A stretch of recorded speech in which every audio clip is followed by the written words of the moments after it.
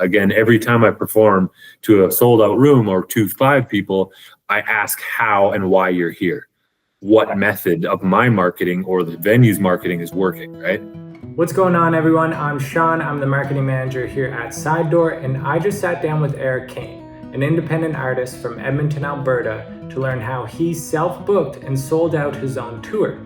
He takes us through everything: the research, the cold emails, the amount of no's he got, the venue conversations, his promotional tactics, and what he's learned along the way.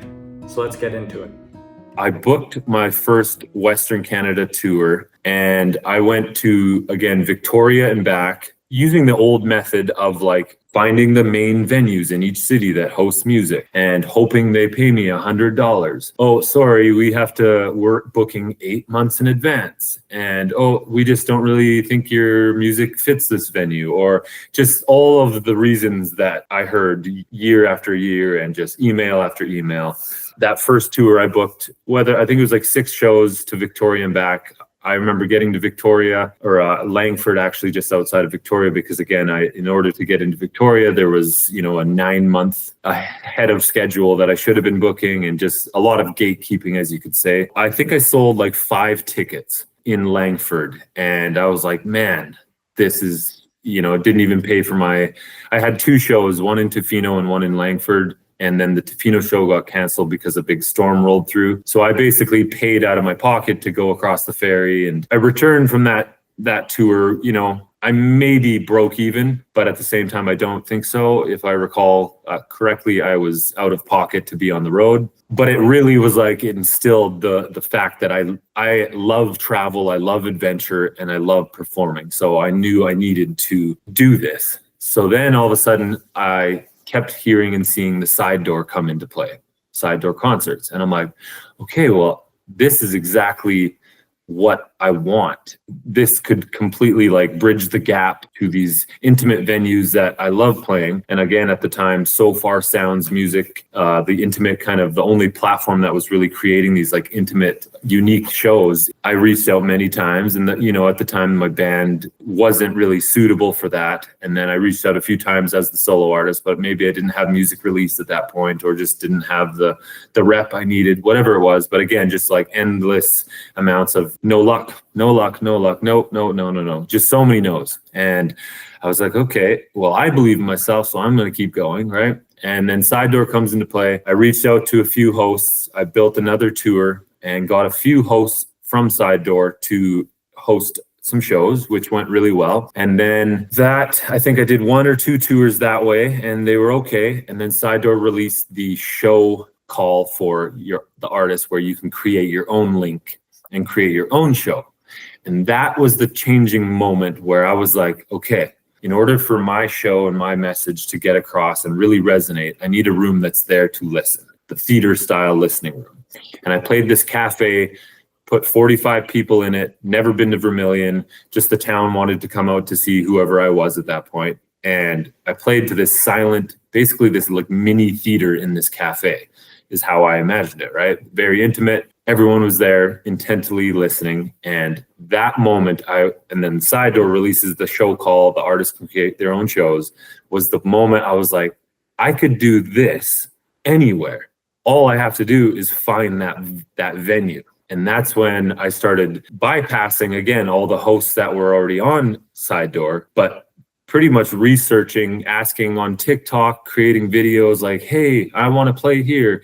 Where is the cool room? And a lot of, again, anytime you ask about music in any city, anybody's response is like the 3 or 2 main venues that host music. And I'm like, no, I want a room that doesn't usually host music, that is like a really unique room that would really benefit from 50 to 80 people in that room for their own sake, like sales. And, a lot of the time that night could potentially pay for their rent. And it's like, that also came into play where it was like, I could help people and they could help me. So yeah, I basically just started asking on TikTok with marketing, like videos, marketing to each individual city, finding and researching, just searching cafes and researching like just different music rooms in each city, and then kind of like picking and choosing, just at least visually, what resonated. And if I could imagine myself sitting in that room playing for people, that was kind of where this whole tour now, Leave It All Behind tour, really came into play. I was just like, I could do and create a mini theater, mini listening room, bypass so far sounds, bypass the whole system, and not have to book 9 months in advance. And like, ideally, like, it would be nice to have a team that is doing that and have a whole year booked out. But, you know, realistically, as an independent artist, that's just not how it works. And that's 90% of how the industry works, is we're artists that are by ourselves or have one manager or whatever. And it's just like, it's not realistic to book 6, 8, 9 months in advance. Like, it's just not how it works. So this really was like, I can literally just hunt down a venue, hunt down a room that would love to have, 50 people in it on a Wednesday night, created, I knew where I wanted to go, to the island and back, all the way to Winnipeg. And I just hunted down every city and every location and figured out what room. And yeah, that's kind of how I built the tour, at least. So once you found a potential space, how did you reach out? And did you find, more success, say, through email or like DM? The easiest way for myself is like, I try to spend the least amount of time typing and texting. So my first thing is I try to send a quick brief message on Instagram or a voice memo. But a lot of the time, depending on the venues and the places, don't like doing the business side through the email or through the DMs. And then also a lot of them even have social media people running it that don't have anything to do with the booking. So then I go to the email, and a lot of the time they'll have, an email contact on their Instagram or Facebook, or at least a link to lead you to their website, which then you can send an email via their website. Especially, I was about halfway through booking this Leave It All Behind tour, sent, hundreds of messages, hundreds of emails, getting to a point of like, okay, I'm in a time crunch. Like, I need a response. So then when I get to these moments of like, I have to get a response from this place today, or I'm getting going a different route or finding a different place for that date. So that's when I pick up the phone. And then I quickly realized, man, I should have just picked up the phone to begin with, because talking on the phone to a human, and 90% of the conversations or calls ends with something productive or like an agreement on a date, which usually takes weeks waiting for emails, in my opinion. Or what I do now is I send an email, and as soon as I send that email, I find the number and I call as well, because a lot of the time they're like, okay, like, this all sounds great, but also send an email. So if you call and be like, I just sent an email, here's what's up. And then usually it's like you can solidify something within freaking minutes compared to waiting weeks. That is the process in finding or contacting the venue, for sure. And so what does that first conversation kind of look like? Like, do you have a standardized email? Like, I'll leave Eric Kane in the subject of emails, like Eric Kane performance this date, the ideal date that I want to book. And then, hello, whoever this may concern, this is who I am. This is the style of music. This is what I advocate for. And a lot of the time that section of like, this is who I am and what I advocate for, like mental health and addiction recovery, and those things that really are important to me are really important to literally everyone, right? So those will start or further that conversation, because they immediately connect on that level, right? So I make sure that's in that first period, and then I tell them the date, the time frame I want the show to happen at. It's like, I try to make it standard across the board at all my shows. It's like, doors 6:30, show starts at 7, whether I have an opener or not. And then I'll do like a couple sets. A lot of the time, I'm booking these shows without an opener. Like, I'm opening for myself. I'm headlining the show. I'm the opener. I'm everything, right? So you create a system. And as soon as you're confidently showing them what and how you do it, it takes a bit of stress off of someone, especially the cafes and stuff that don't host shows. Normally there's a lot of questions, but if you can answer all those questions within that email, that takes a lot of stress off of them, right? If it is a venue that hasn't hosted a show before, do you pitch Side Door? Do you say like, I'll handle the ticketing? Pretty much encourage in the pitch that I want to do the ticketing through Side Door on the link, because I'm able to see the ticket sales as they accumulate. And then going into the marketing aspect, that is how I determine how much money I put back into ads, or how many more posts I have to make in order to sell tickets. And that is all justified on how many tickets are selling on that side door link and the ability to see that in live time. And going back to the venues that have their own ticketing platform, that is what I tell them. It's like, I would rather do the ticketing. If we have to do a split, we'll do the split, but I'd rather do the ticketing through this method because I know exactly how I'm working it and I'm able to market it as I need, right? And then now that I have this kind of resume and or like proof that it's working, then they are quite open. Okay, sure. And then it just takes stress off of them. I have to invest in myself if I want to put people in these rooms, because unless you have viral videos on TikTok or Instagram, the algorithm these days on Facebook and Instagram is so restricting that in order to get it in front of people, you need to make 1 million posts without putting money into it, or you have to make 1 million posts but put money into some of those as well. That was that is the hard truth if you want to sell tickets, right? Like spend $200 to make $1,000. Was there a platform you focused more on and have seen more success on? Once I had the whole show and tour lined up, I made a few posts around, this is who I am, this is where I'm touring. The first 3 shows is where I put most of my money, which is why I only had $50 left, right? So you market and run ads to those shows to encourage the ticket sales, to know that there's going to be money in a couple days when those tickets are sold and the shows are done, and then Side Door will put the money back in my account. So that is where the investment side is like, you have to do that in order to know that you're going to have the sales sold. And again, the ability to witness that live day by day is how I was gauging it. Like, if this show sells out, now I can use money to push into the next 2 or 3 shows and increase ticket sales there. But when I was restricted with money, I only had to focus on those first 2-3 shows because that's all I could afford at the point.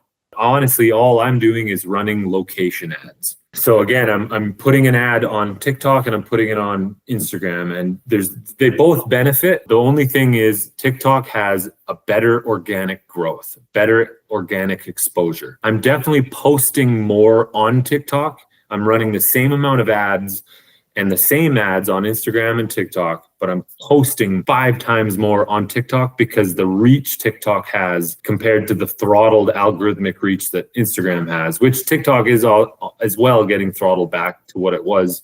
TikTok has more organic growth. So every show I have, every location, I'm running an ad saying, hey, I'm coming here. And then I'm posting at least one time, especially the week prior, I'm posting 1 video at least a day saying, hey, TikTok, I'm Eric Kane. I'm coming to play at this venue. If you like similar artists, blah, blah, blah, blah, blah, I'm way cheaper and I'm going to be here, and I'm just like every day posting that, because again, whether it's 300 people or some of those videos take off, which literally one of the videos that just put 20,000 followers on my TikTok in this whole tour promotion was a video just literally saying, hello, Canada, I'm going on tour. My name's Eric Kane. Like, just a soft introduction to who I am, what I stand for, basically exactly my email pitch to these venues. Like, this is who I am. This is my intentions. This is what I sound like. This is what I advocate for.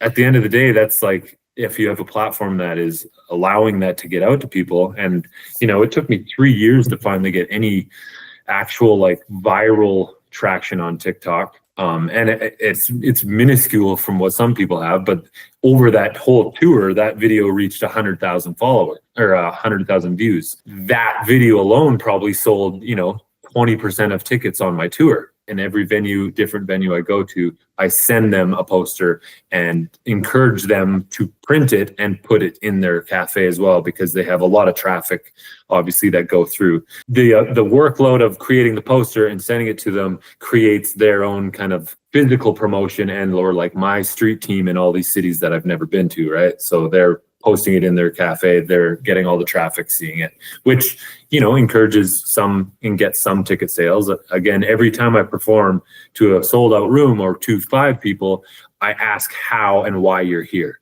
What method of my marketing or the venue's marketing is working, right?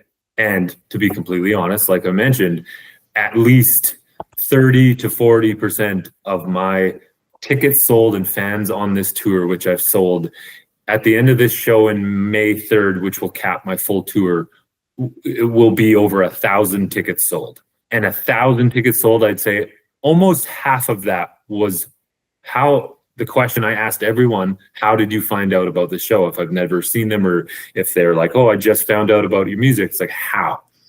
Figure that out, because that is, again, invaluable information. There's a reason why that person is in that room if they've never heard of you before. What is it, right? And a lot of it was, at least the platform was TikTok. TikTok. It's like, okay, TikTok is a very, very powerful app. The success of this tour is based off of asking the last 3 tours, asking everybody, trial and error for myself, and or at least adding another way of the marketing or whatever. And that was just like, every time I did it, it's like, oh, I got to do this time. And that slowly built up to now I can play anywhere and I'm confident. And a lot of the time, again, too, it's like, again, on a conversation, building my next tour as of yesterday, the same thing that happens is, well, we have a really hard time selling tickets to anybody during the week or selling in this time frame or whatever. And I'm like, you probably do, but I'm confident I will put 50 people in that room. I had that conversation, probably half the venues that I played this tour. I don't know, we can't sell tickets, or we've never done it, or we never have traction at this time. And I'm like, trial and error by the end of this tour. And now I'm like, look, the same question or the same thing happened 15 times this last tour, and all of those shows sold out. Now I have like validation and or like the resume to be like, I understand your thought process there, but I'm confident now, for whatever reason, what I'm doing is working. You don't count on them to say sell like 30%. No, you can't count on anyone. You can't, in every aspect of the music industry. One of the greatest things that I quickly learned time and time again is when I get a new team member or a different manager or a different person in the band or whatever it is, no one is willing to work for it. No one is going to do the work for you. And it took me years of being like, because again, it's so much work. It is truly so much work. And I've built my life around not having a job now, because the only way, unless you have a giant team that is actually doing the work, which it doesn't happen until there's millions of dollars involved, really, you know what I mean? Like, unless there's financial side paying the people to do the work, no one's going to do the work out of passion. So you have to understand that you have to do all of the work if you want to sell all of the tickets. If you want to sell out 50 tickets, you got to message 50 times. You got to create 50 posters. You got to create 50 links and send hundreds of messages to sell those tickets. But at the end of the day, you leave this tour. I just sold out 97 whatever percent of the tour, whatever the percentage is, basically sold out tour. And I'm like, I just did all of that. I stepped outside of all the gatekeeping in the industry. I didn't rely on anyone, and it's so much more liberating. It's so much more satisfying. It's so much more like the confidence, the business aspect, everything is built off you doing the work. Talking about bandwidth and your workload, I'm curious, like, if you have a tip for artists or how you manage your free time and like not getting stressed, or like your mental health, if you have that much stuff to like worry about as an artist, like how do you cope outside of that? It's a great question, in the sense of that is one of the biggest things I advocate for is your own wellness. And since my brother passed, is one of the driving factors and the only reason I am able to create and or work within that bandwidth and or have that workload is what I do on the other side of this. You have to understand what you put in your system, whether it's food, whether it's your screen time, whether it's the people around you. Those things dictate how you feel. Those things dictate the workload you're able to accomplish and your overall health. But honestly, the only reason I've been able to keep going is I've figured out the food that I put in my body is fuel. What you put in your body is going to dictate how your mind feels, your body feels. The amount of exercise you do will change your life. What advice would you give to other artists trying to pull off what you did with the most recent tour? Don't be afraid to ask for help. Know that there's a lot of work to be done if you want to do something like this by yourself. But the payoff is, words don't describe it. It's liberating. It's the confidence, the experience. Like it is priceless. Don't rely on the system that is designed right now in the music industry. And I think that is the beauty and the reason why Side Door was created, right? Was veering off that beaten path that for the last 50 years, whatever, the people that run the music industry have created this system. And as soon as you veer out of it, it's like you think you're doing something wrong. There's these like do's and don'ts that the industry designs. You can't veer off them. And at the end of the day, it's so people can make more money, right? The best advice that I could give and the realizations that I've had over the years is like, you don't have to rely on them. And there's so many other ways to get your music and your talent to people that want to hear it. And that is going off the beaten path.